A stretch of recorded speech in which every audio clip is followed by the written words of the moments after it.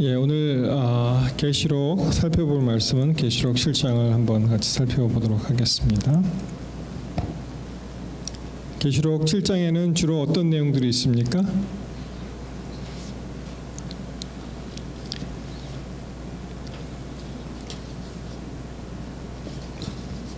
14만 4천에 대해서 계시록 7장은 말씀하십니다. 우리 성경책을 함께 펴시고 같이 보시겠습니다.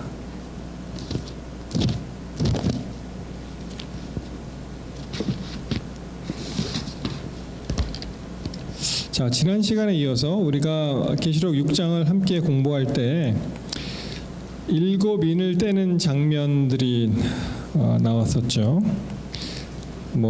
정확하게 얘기하면 이제 다섯째인 예수님 재림 직전, 그리고 여섯째인을 이제 떼는 그런 장면이 나오고, 일곱째인은 이제 8장에 나옵니다. 그래서 6장과 8장 사이에 6장 끝에 이제 이렇게 말씀이 끝나죠. 그들의 진노의 큰 날이 이르렀으니 누가 능히 서리요?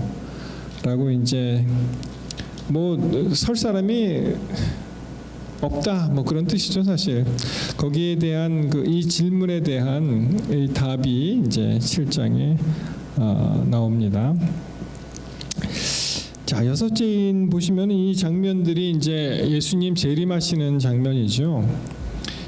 마태복음 24장하고 이제 같이 가면서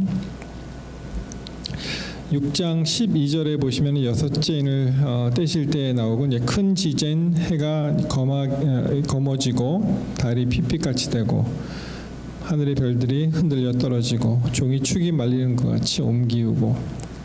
그래서 15절을 보면은 당시 그 권세 있는 자들, 유명한 소위 말하는 그 파워가 있는 사람, 땅의 임금, 왕족, 장군, 부자, 강한 자, 그렇죠?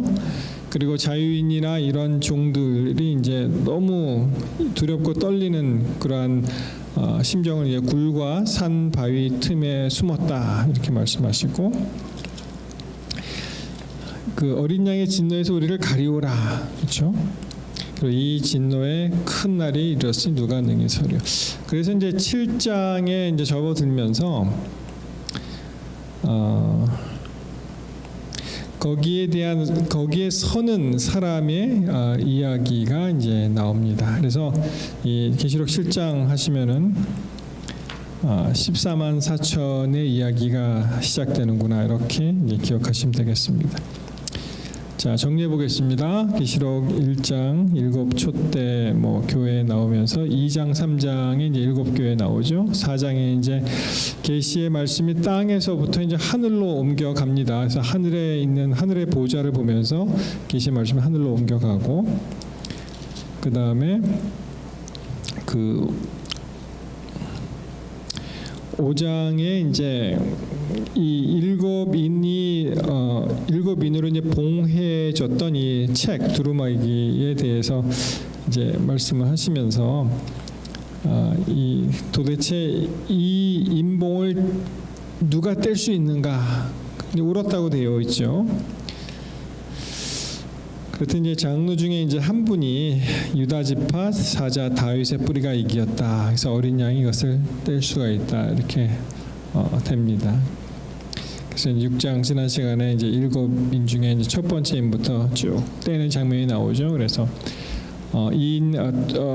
계시록에 나오는 네 동물이 보좌를 바치고 있는 네 동물이 있고, 그래서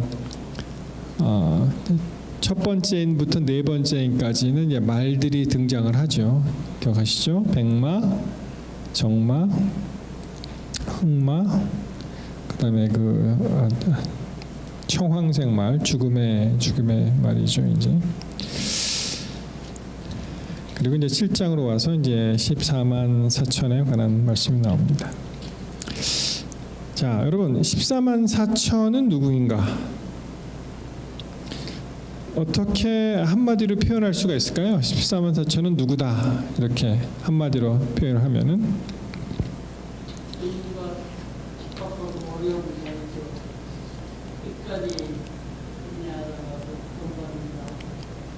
네, 잘 말씀하셨습니다.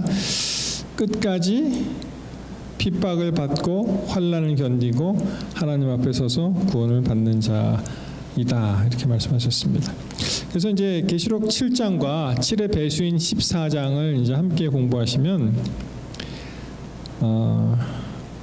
이 계시록 7장에는 그 인맞는 사람의 수 그렇게 나오죠. 7장 4절에 보시면은 내가 인맞은 자의 수를 들으니 이스라엘 자손의 각 지파 중에서 인맞은 자들이 14만 4천이다 이렇게 나오고 14만 4천에 대해서 계시록 7장의 2배수인 14장으로 가시면 이제 어린 양이 시온상에 섰고 그와 함께한 어린 양과 함께 선 이제 14만 4천에 대해서 말씀을 하십니다.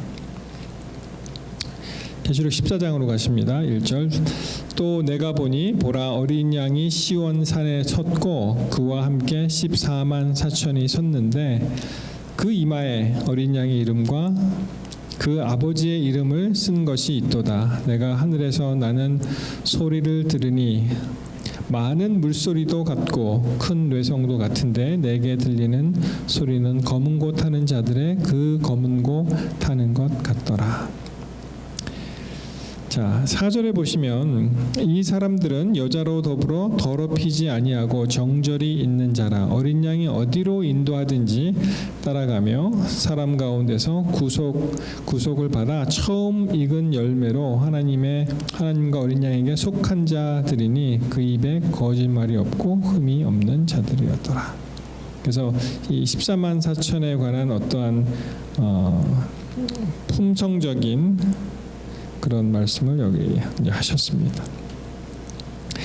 자, 이번 시간에는 14만 4천에 대해서 이제 집중적으로 공부를 하시는데 자, 이런 것입니다. 우리가 한번 정리해 볼게요. 이것이 그 상징적인 숫자이냐, 심볼릭한 것이냐, 아니면 실제 수냐, 리얼한 것이냐. 그러면은 그 몇 절입니까?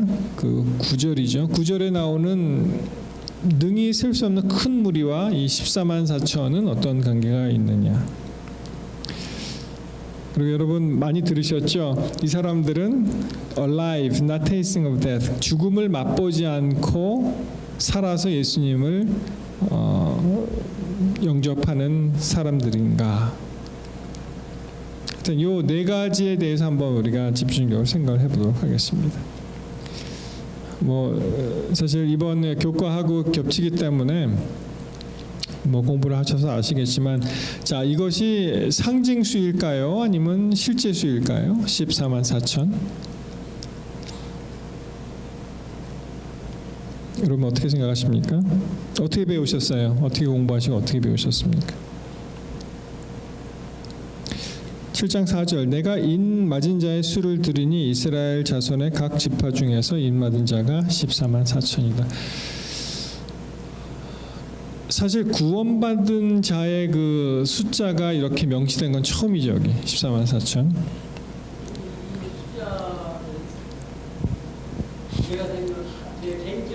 네, 좋습니다.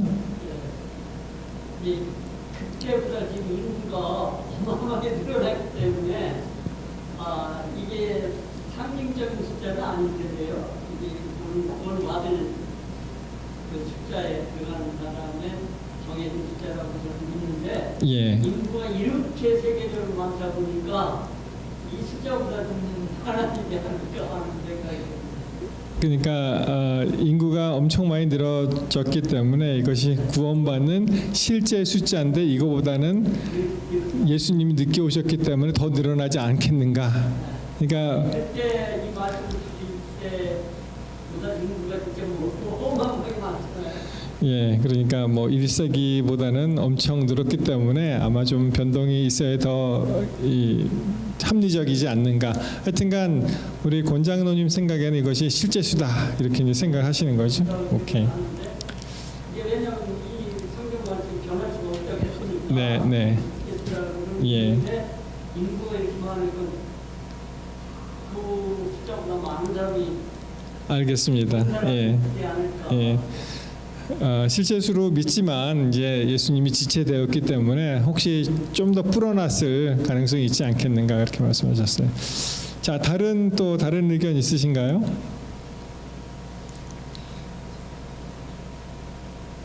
질문은 이것이 상징일까 아니면 실제 숫자일까? 그게 이제 기본적인 질문이었습니다. 예, 어떻게 상징이라고 생각하십니까? 144라는 숫자는 11 곱하기 12에서 나왔는데 이거 12라는 숫자는 완전 뜻하는 숫자고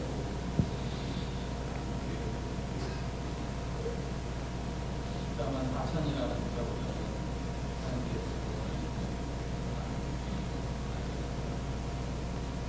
예, 종합해 보면은 10이라는 숫자는 완전한 숫자인데 하나님께서 구원하시는 무리는 이렇게 딱 상징으로 보는 이유 중에 하나가 더 많은 숫자가 이제 구원받을 것이라고 생각하기 때문이다. 이렇게 말씀하셨습니다. 또 다른 의견이 있으신가요?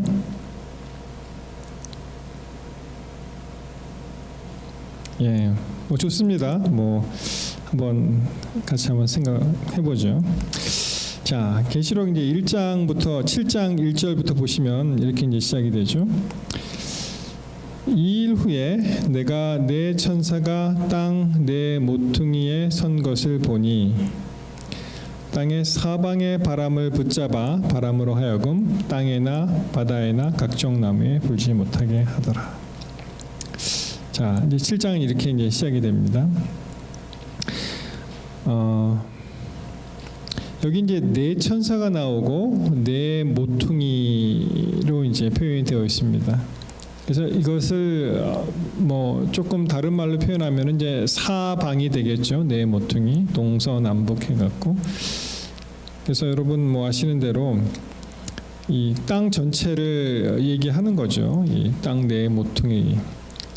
이 성경에서 이 땅의 사방의 바람을 붙잡았다 그랬는데 바람으로 그 나타내지는 그러한 의미는 뭐가 있겠습니까? 성경에서 바람하면은 어떤 생각? 맞습니다. 우리가 여기서 이제 바람을 붙잡았다 하는 것은 뭐 이제 전쟁을 뜻할 수도 있고요. 결국은 이제 하나님의 이제 심판을 이제 알 수가 있는 건데.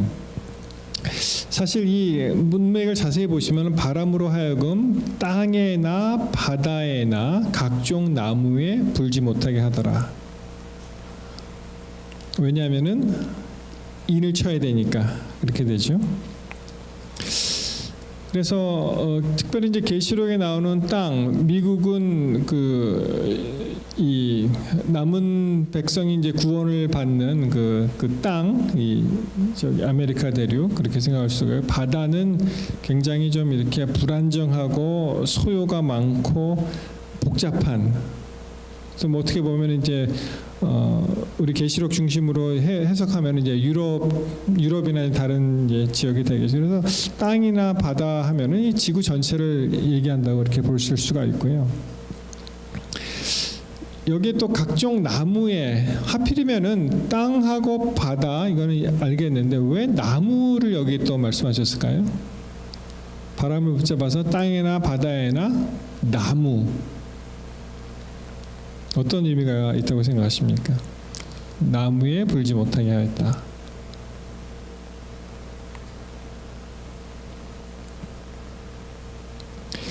저는 이것도 그냥 제 개인적인 생각인데요. 특별히 이제 사람을 나타낼 때 이 나무를 쓰니까 우리나라 말에도 뭐 아주 굉장히 훌륭하신 분이 돌아가시면 거목이 뭐 쓰러지셨다 뭐 그런 표현이 있지 않습니까? 그리고 성경 표현에도 뭐 감람나무라든지 또는 그 느부갓네살 왕이었죠.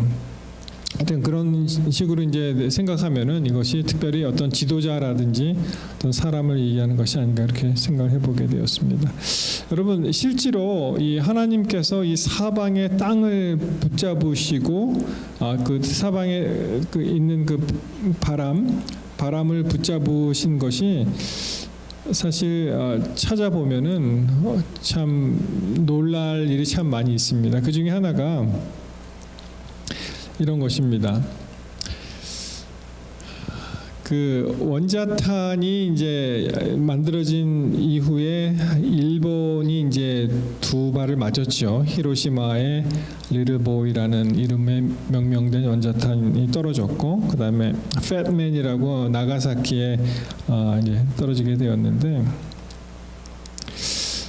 굉장히 사실은 두려운 일이죠. 이 미국이 한 몇 개나 가지고 있을까요? 아마 수천 개는 갖고 있다고 보는데,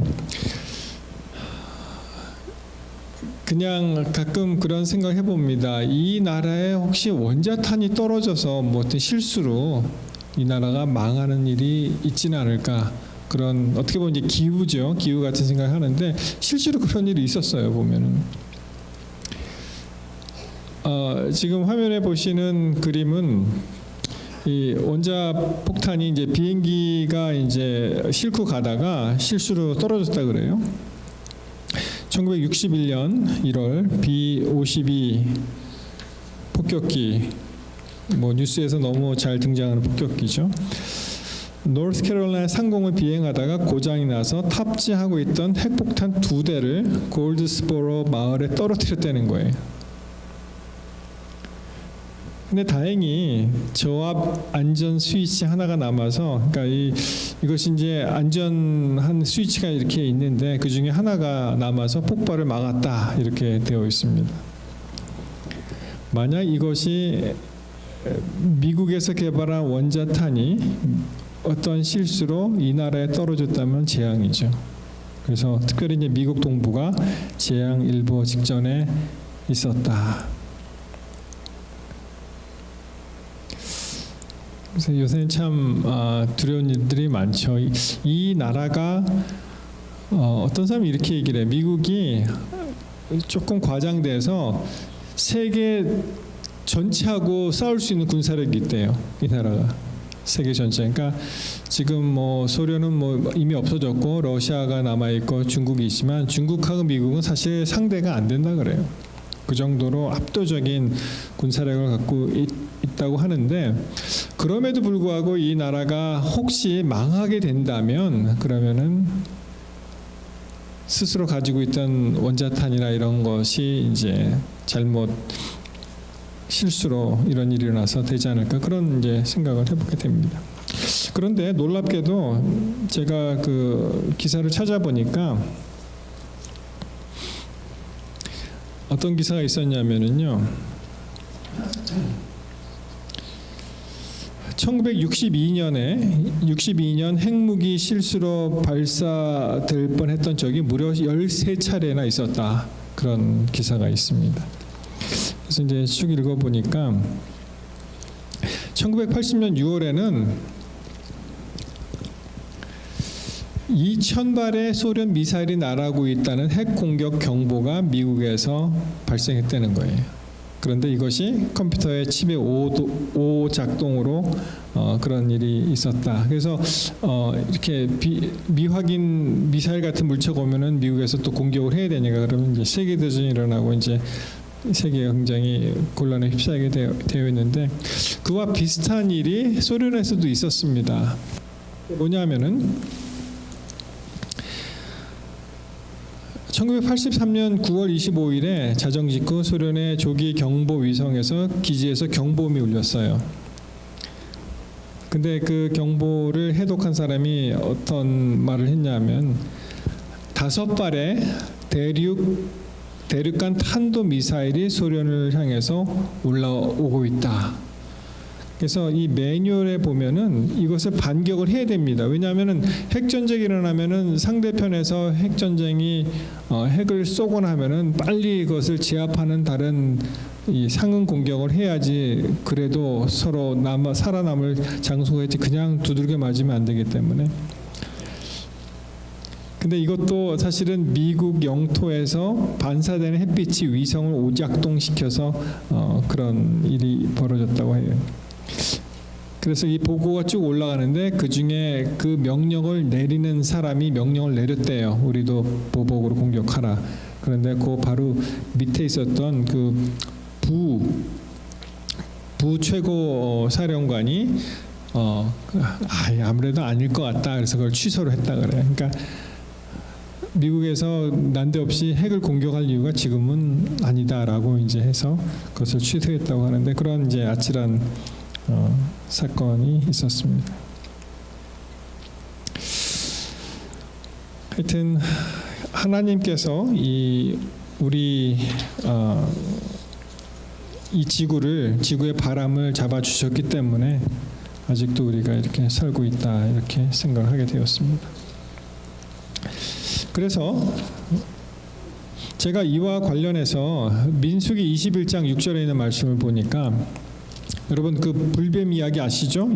저기 광야에서 사실 불뱀이 이스라엘 백성들이 광야를 통과했을 때 불뱀이 사라졌던 것은 아니었어요. 항상 거기 있었습니다. 그렇지만 하나님의 은혜의 손길이 그 불뱀으로 하여금 사람들을 물지 못하도록 막았기 때문에 그들이 안전했습니다. 그런데 이제 민수기 21장 6절을 보시면 여호와께서 불뱀들을 백성 중에 보내어 백성을 물게 하심으로 이스라엘 백성 중에 죽은 자가 많은지라. 하나님의 은혜의 손길이 떠났을 때 어떻게 됩니까? 이 불뱀들이 자유롭게 이 백성들을 해치는 그런 일이 일어났다고 봅니다. 그래서 참 이 계시록에 나오는 이 바람, 하나님이 여전히 우리에게도 바람을 붙잡고 계셔서 우리가 이렇게 살 수 있구나라는 것을 생각하게 되었습니다. 자, 2절에 보시면 또 봄에 다른 천사가 살아계신 하나님의 인을 가지고 해 돋는 데로부터 올라와서 땅과 바다를 해롭게 할 권세를 받은 네 천사를 향하여 큰 소리로 외쳤고요. 이르되 우리가 우리 하나님의 종들의 이마에 인치기까지 땅이나 바다나 나무들을 해하지 말라. 내가 인침을 받은 자의 수를 들으니 이스라엘 자손의 각 지파 중에서 인침을 받은 자들이 14만 4천이다. 이렇게 나옵니다. 이 14만 4천은 어떻게 나왔을까요? 산수를 해보시면은 이제 5절부터 8절까지 보면은 이제 유다 지파로 시작해서 쭉 12지파를 열거하면서 지파 중에 12이죠. 12 중에 얼마냐 하면은 1만 2천이라고 이제 얘기를 했습니다. 그래서 쉽게 계산을 하면은 12,000이 12에다 12지파가 그러니까 12 곱하기 12,000 하면 14만 4천이 나오는데 그것을 이제 12,000은 12 곱하기 1000이잖아요. 그래서 12, 1000 하면은 14만 4천이 나온다는 것을 쉽게 알 수가 있는데, 자, 이 12라는 숫자는 뭐 상당히 친숙하죠.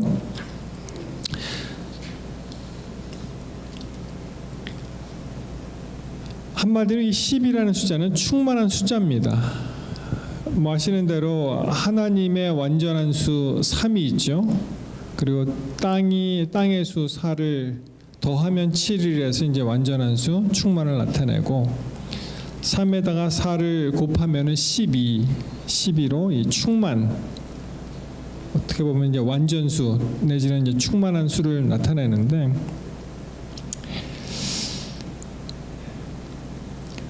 금강산 찾아가자 몇 봉입니까? 12,000봉. 그러니까 이 금강산도 엄청 크다는 뜻이에요. 그게 정말로 제 생각에 12,000봉을 센 것이 아니고 그렇게 가득 찬 큰 산이라는 뜻입니다. 금강산 찾아가자 12,000봉, 그런 노래가 있잖아요. 그런데 11호 우리가 이제 쓰는 것 중에 그 dozen이라는 개념이 있잖아요. A dozen of egg 그러면은 이게 계란이 12개 들어 있지 않습니까? 그렇죠? 그러니까 이 한 판이 충만했다는 거예요. 이게 왜 요새는 뭐 이 반으로 half dozen 해갖고 반으로 잘라서 이제 6개도 팔고 뭐 10개도 팔고 또 더 큰 제일 큰 거는 몇 개 들어 있습니까? 안 세봐갖고 24개입니까? 아마 12의 배수는 아닌 것 같은데. 그래서 이제 계란이 12개가 이제 한 다슨 거를 우리나라면 뭐라 그랬죠 옛날에? 한 꾸러미 그랬나요? 꾸러미는 아니고. 하여튼 그 계란 한 판. 그리고 연필을 한 타스란 얘기를 기억하세요? 한 타스, 그렇죠? 그 안에 12개가. 그러니까 이것은 가득 찼다는 뜻이에요. 이게 가득 찼다. 그리고 이제 그 1년이 몇 달이죠? 12달 가득 찼다는 것입니다. 12달이 있고. 그래서 이 이스라엘 백성을 이야기할 때 12지파, 이스라엘 전체를 나타내죠. 가득 찼다는 것입니다. 12지파. 그리고 이제 신약으로 와서 12제자, 12사도 나오는데 이것도 온 인류 전체를 구원하는 그런 사람을 대표해서 12이라는 숫자, 이 충만한 숫자, 완전 숫자가 나오고요. 또 계시록에 12이 많이 나오죠. 12기둥이 있죠. 12기초석이 있죠. 12보물이 있죠. 또 제사장들이 달고 있는 12보석도 있고, 그리고 그 오병이어 기적에서 나타내듯이 뭐 사람들은 이제 제자가 12인가 12바구니 광주리가 됐다고 하는데 거기도 12바구니 가득 찼다는 뜻입니다. 자, 계시록 21장 14절 12기초석, 성곽에 12기초석이 있고 12천사가 있고. 그래서 이 좀 딱딱한 그런 말씀인데 이것이 상징수냐 실제수냐 하면은 저는 실지수라기보다는 상징이 더 설명하기가 좀 쉽지 않을까 이렇게 생각을 합니다. 첫째는 이것이 그 이스라엘 지파를 기준으로 나온 그런 숫자이기 때문에, 그러면 14만 4천이라는 것은 어떠한 한계가 있냐면, 그러면 이스라엘 사람이 아니면은 해당이 안 되는 거예요. 그렇죠? 그런데 더 이제 힘들게 설명할 수밖에 없는 것은 이 지파가 12지파가 성경에 나올 때마다 조금씩 이렇게 다른데요. 여기는 여기 그 루벤이 아니고 유다가 맨 처음에 나죠. 유다, 루벤, 갓, 아셀, 납달리, 므낫세, 시몬, 레위, 이사갈, 스불론, 요셉, 베냐민. 좀 이상하지 않으세요? 이 지파 배열이. 보통 레위 지파가 12지파를 얘기할 때 빠집니다. 왜냐하면 12지파가 마치 우리나라 팔도와 같이 이제 뭐 함경도, 평안도 뭐 이렇게 하면은 그것이 이제 지파 이름이라고 생각하면 이제 편하죠. 이스라엘도 그 땅을 그렇게 분배했을 때 그렇게 됐으니까. 그런데 레위 지파는 아시듯이 이게 제사장 직분이기 때문에 땅을 분배받지 않았죠. 그냥 12지파 안에서 그들이 섞여서 삽니다. 그리고 요셉 지파가 여기 등장하는데, 물론 창세기 48장에 보시면은 에브라임과 므낫세도 야곱이 자기가 낳은 아들로 이제 이렇게 쳤지만 그 야곱이 이제 돌아가기 전에 쭉 축복을 할 때 요셉 지파가 있어요. 사실은 거기 요셉에게 이제 축복을 했고요. 근데 이제 요셉이 이제 장자가 된 거죠. 왜냐하면은 그 아들 에브라임과 므낫세가 다른 지파보다 이제 2배를 가진 거잖아요. 그렇게 되면은 장자에게 이제 2배를 주기 때문에, 그래서 요셉이 어떻게 보면 장자의 직분을 가지게 된 것인데, 므낫세가 있는데도 불구하고 요셉이 또 있는 거예요. 그래서 이 지파가 좀 재미있다 이렇게 생각이 들었고, 또 하나는 이것이 전부 숫자가 어떻게 이렇게 일정하게 라운드업 되냐는 거예요. 그렇죠? 12,000 이렇게 12000. 그것도 약간, 왜냐하면은 제 기억으로 이스라엘에서 이렇게 나올 때 제일 많은 지파가 유다 지파였죠. 맞습니까? 이렇게 민수기에 이렇게 쭉 보시면은. 근데 이게 지파 수마다 이렇게 다 다르잖아요. 이렇게 숫자가. 그런데 일률적으로 12지파를 다 그렇게 12,000을 줬다는 것도 조금 실제 수라고 보면 좀 한계가 있는 것 같고요. 그래서 사실은 이 아스리아에게 북방 이스라엘의 10지파가 멸망당한 이후에 사실은 이게 지파가 좀 애매해졌습니다. 남아있지 않잖아요. 그래서 여기에 해당되는 지파에 나온 숫자는 이것이 하나의 상징으로 생각하면 훨씬 더 이해하기가 쉽지 않을까 이렇게 생각을 합니다. 그 다음에 상징이냐 아니냐 거기 얘기했고, 우리 교회에서는 저도 그랬어요. 그러니까 청년 때 14만 4천에 대해서 굉장히 강조했고 거기에 꼭 들어가야 된다고 설명을 했고, 그리고 마치 죽음을 맛보지 않고 예수님을 맞이하면은 더 영광스러운 것으로 이제 생각을 하도록 사람들이 얘기했기 때문에 많은 경우에 이 14만 4천은 죽지 않고 예수님을 맞이하는 사람들이다 이렇게 생각을 하게 되었습니다. 그런데 왜 그러냐면은 이제 초기 문집에 보시면 그러한 말씀이 많이 나오는데요. 초기 문집 14페이지에 보시면은 곧 우리는 많은 물소리와 같은 하나님의 음성을 들었는데 그 음성은 예수께서 오시는 날과 시간을 우리에게 알려주었다. 그 수가 14만 4천 명이나 되는 살아있는 성도들, the living saints, 144,000 in number. 살아있는 성도들은 그 음성을 알아듣고 그 의미를 깨달았으나 악인들은 그것이 뇌성과 지진이라고 생각하였다. 그래서 이제 이러한 영향을 많이 받았기 때문에 14만 4천은 딱 살아있는 성도들이구나 이렇게 이제 사람들이 생각을 하게 되었습니다. 실제로 지금은 뭐 그분이 돌아가셨죠. 이제 강병국 견고한 토대 그쪽에서는 이것을 아직 믿습니다. 살아있는 성도들이다 이렇게 믿어요. 자, 16페이지에 보시면은 예수께서 불꽃에 쌓여 구름을 타고 강림하실 때 그분의 은나팔이 울려 퍼졌다. 그분은 잠자는 성도들의 무덤을 바라보시고 당신의 눈과 손을 하늘로 향하여 드시며 깨어라 깨어라 깨어라 티끌에 잠자는 자들아 일어나라 외치셨다. 이어서 굉장한 지진이 일어나더니 무덤이 열리면서 죽었던 자들이 썩지 않을 몸 불멸의 몸으로 일어났다.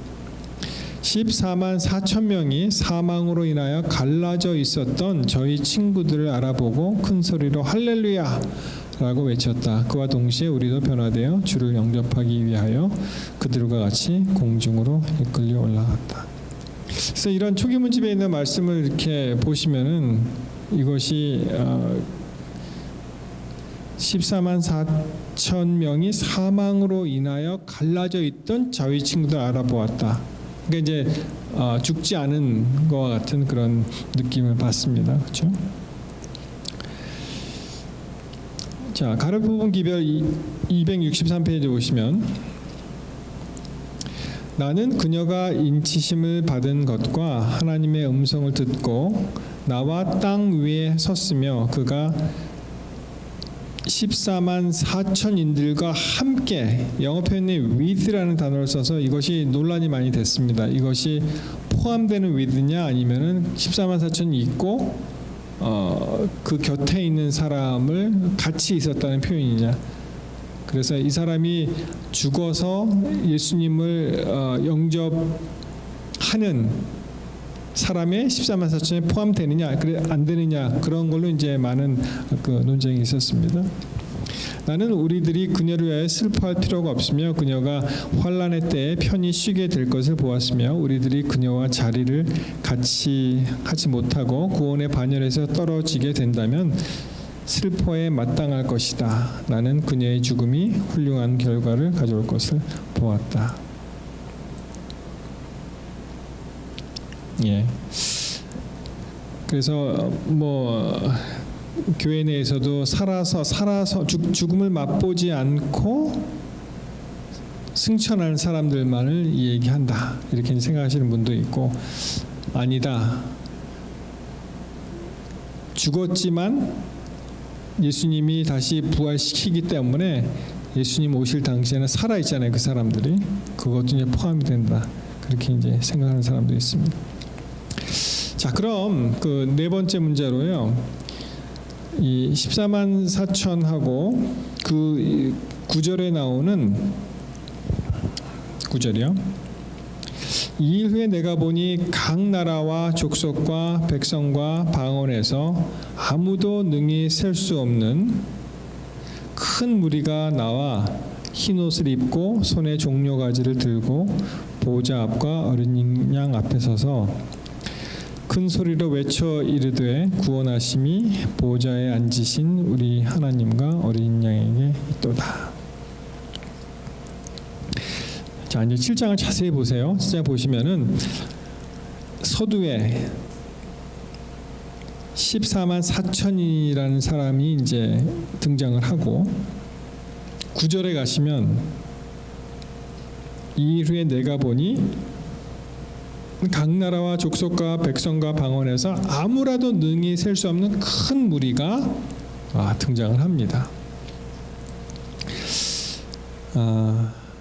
그래서 이제 학자 간에 이제 논란이 있는데 이 14만 4천하고 이 큰 무리와 어떤 관계가 있냐는 거예요.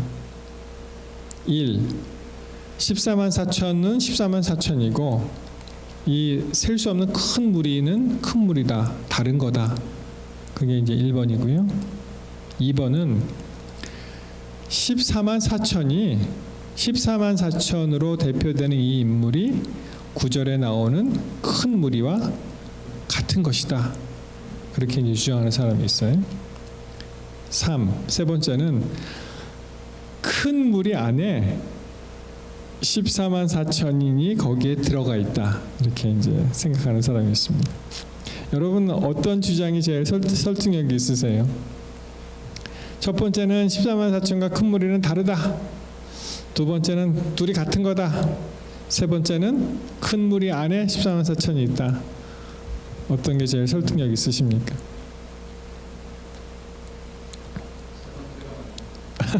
세 번째가 그렇게 이제 들리죠. 이 재미있는 그런 표현인데요. 제가 세미나리에 수학할 때 당시 존 펄린 교수는 제가 정확하게 기억한다면 14만 4천과 이 큰 무리를 같이 봅니다. 같은 것이다. 이렇게 그 이유를 설명드릴게요. 자, 7장 4절에 보십시오. 내가 인맞은 자의 수를, 그 다음에 어떤 말이 나와요? 수를 들으니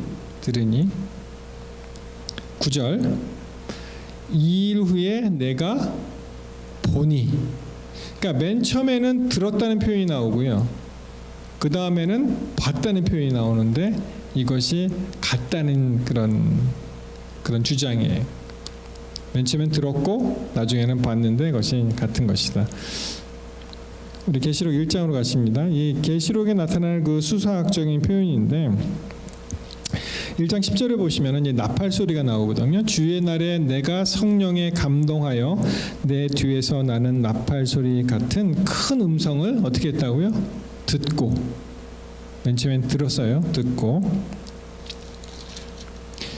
그 다음에 12절로 보시면 몸을 돌이켜 나더러 말한 음성을 알아보려고 하여 돌이킬 때 7 금 촛대를 보았다. 그러니까 이 보았다, 맨 처음에 들었다, 보았다, 이게 이제 그런 식으로 이제 패턴이 이제 그렇게 나오기 때문에 하여튼 학자들은 이제 그렇게 생각하는 사람들이 있습니다. 그래서 이것은 그냥 같은 숫자를 얘기하는 것이다. 그러니까 14만 4천과 셀 수 없는 큰 무리는 같다.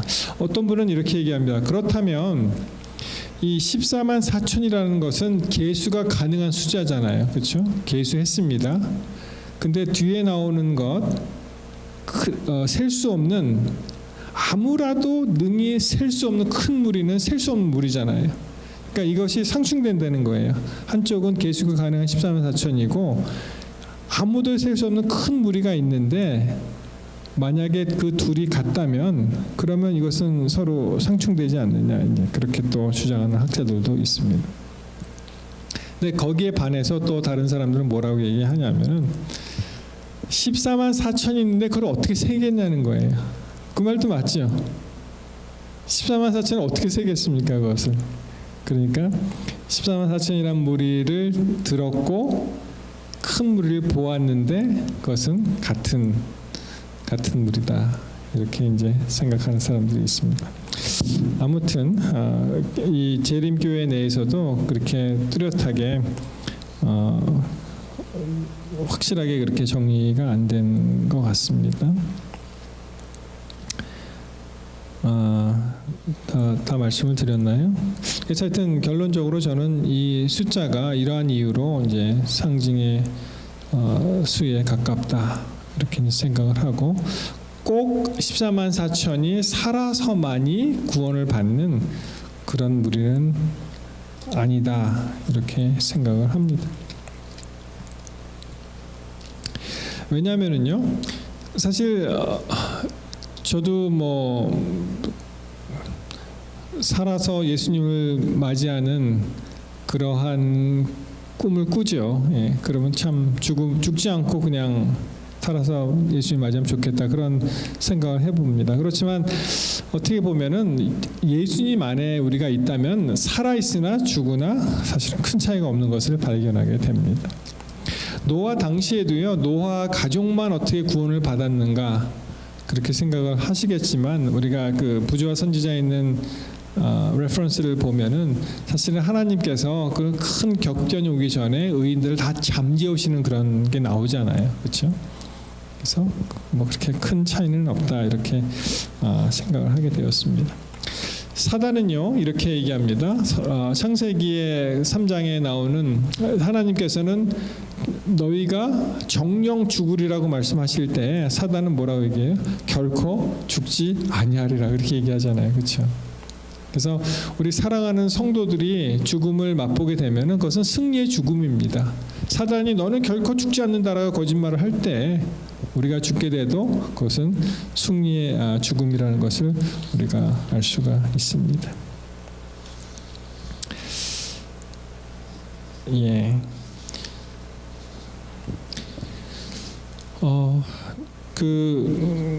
계시록 14장에 보시면 땅에서 구속함을 얻은 그 14만 4천인밖에 이제 능히 부를 노래가 없다, 그런 대목이 있죠. 근데 그 대목을 보시면 우리가 그 새 노래라고 할 때 이 새 노래가 무엇인가 한번 생각을 해보겠습니다. 우리 잠깐 그 화면을 돌려서 이제 14장으로 다시 가십니다. 예, 3절, 14장 3절. 저희가 보좌와 네 생물과 장로들 앞에서 새 노래를 부르니 땅에서 구속함을 얻은 14만 4천인밖에 능히 이 노래를 배울 자가 없더라. 그러니까 우리가 하나님의 은혜로 말미암아 구원을 받은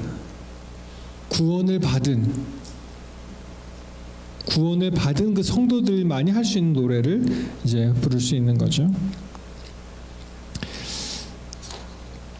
근데 이제 시편 40편 3절에 보시면은 새 노래에 대해서 이런 표현이 있습니다. 새 노래 곧 우리 하나님께 올릴 찬송을 내 입에 두셨으니 많은 사람들이 보고 두려워하여 여호와를 의지하리로다.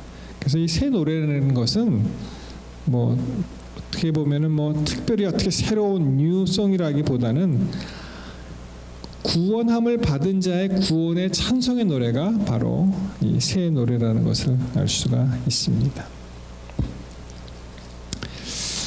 그래서 어느 정도 이제 정리가 되셨는지 모르겠습니다.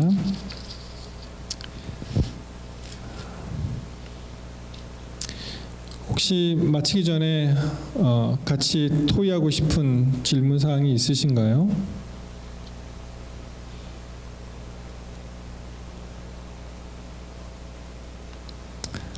하여튼 하여튼 이 말씀을 기준으로 내일 또 교과 공부를 같이 하실 때 좋은 시간을 함께 가지게 되시기를 바랍니다. 11절에 가시면은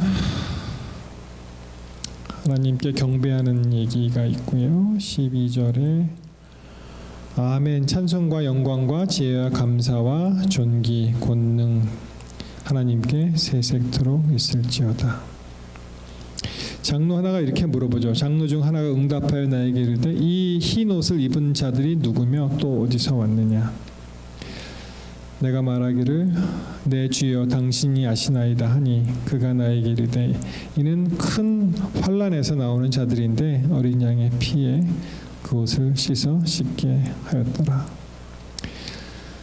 그러므로 그들이 하나님의 보좌 앞에 있고 또 그 성전에서 밤낮 하나님을 섬김에 보좌에 앉으신 이가 그들 위에 장막을 치시리니 그들이 다시는 주리지도 아니하고 목마르지도 아니하고 해나 아무 뜨거운 기운에 상하지도 아니하리니 이는 보좌 가운데에 계신 어린 양이 그들의 목자가 되사 생명수 샘으로 인도하시고 하나님께서 그들의 눈에서 모든 눈물을 씻어 주실 것입니다.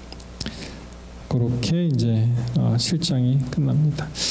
아무튼 우리는 어떻게 보면 이것이 상징수냐 실제수냐 뭐 이것이 무슨 같은 거냐 뭐 다른 거냐 그것은 그렇게 중요한 일이 아닐지도 모르겠습니다. 왜 이 지파가 이렇게 조합이 다르냐, 그리고 왜 에브라임과 단이 빠졌느냐, 그것도 뭐 거기에 관심이 있는 분들도 계시죠. 근데 어떻게 보면 그렇게 중요한 게 아닐 수도 있습니다. 중요한 것은 우리가 믿음의 정죄를 지키고 예수님의 가르침을 따라가고 우리의 마음을 겸손히 하고 하나님의 은혜로 우리가 이 구원받는 자 안에 서야 된다는 것입니다. 우리가 할 수 없죠. 우리의 힘으로는 할 수 없는 것입니다. 여기 보면은 어떻게 우리가 흠없이 살 수가 있겠어요? 그렇죠? 그 입에 거짓말이 없고 흠이 없는 자다 이렇게 되어 있는데 어떻게 우리가 그렇게 할 수가 있습니까? 그것이 다 우리의 힘으로 되는 것이 아니고 사실 우리 하나님의 은혜로 그분의 인도하심으로 그렇게 될 줄 믿습니다. 사랑하는 성도 여러분, 오늘 말씀을 마치면서 그러한 우리에게 목표가 있죠. 우리는 예수님을 꼭 만나야 합니다. 그 목표를 향해서 우리가 오늘도 겸손하게 주님 앞에 바로 서시고 그리고 주께서 주신 그러한 기별을 받아들이고 우리가 오늘도 내일도 영원 무궁히 주 앞에서 흠없이 거짓 없이 그렇게 사심으로 꼭 하나님께서 우리를 부르실 때 거룩한 왕국에 들어가시는 저와 여러분 모두가 되시기를 바라면서 말씀을 마치겠습니다. 기도하겠습니다. 하늘에 계신 아버지, 오늘 14만 4천이라는 그러한 주제를 놓고 우리가 한번 생각해 보는 시간을 가졌습니다. 아버지, 이것이 실제 수이건 상징 수이건 무슨 지파가 어떻든 어떻게 보면은 아무것도 아닙니다. 우리에게 중요한 것은 예수님 오시는 그날 우리가 그 자리에 마땅히 설 수 있는지 우리 자신을 한번 살펴보고 또 믿음의 열을 내고 또 주의 은혜에 감복하면서 우리의 하루하루가 주님과 동행하고 주님께 삶이 드려지는 그러한 귀한 하루하루가 될 수 있도록 주님 우리의 삶 속에 역사하여 주시옵소서. 이 시간 기억하지만 여러 가지 사정으로 함께 못한 믿음의 식구들 있는 그곳에서 하나님께서 같은 은혜로 함께 하시고 또 내일은 다 불러서 이쪽으로 인도하셔서 우리가 즐거운 마음으로 기쁜 마음으로 주님께 경배의 찬양을 올릴 수 있도록 주님 도와주시옵소서. 아버지, 일주일 살면서 참 어려운 일도 만나고 힘든 일도 경험하고 또 원치 않는 사고도 만나고 또 질병으로 힘들어할 수도 있습니다. 그러나 주님을 바라보고 우리가 마땅히 걸어야 할 길을 걸어감으로써 정말 귀한 이런 신앙의 유산이 계속 이어질 수 있도록 우리와 함께하여 주시옵소서. 아버지, 일일이 우리가 구하지 못한 우리의 기도의 제목들 주께서 함께하시고 필요한 것들을 공급하여 주시며 끝끝내 이 믿음의 승리에서 승리하고 예수님과 함께 동행하는 우리 모두가 될 수 있도록 주님 도와주시옵소서. 모든 말씀을 예수님 이름으로 간절히 기도합니다. 아멘. 맞습니다.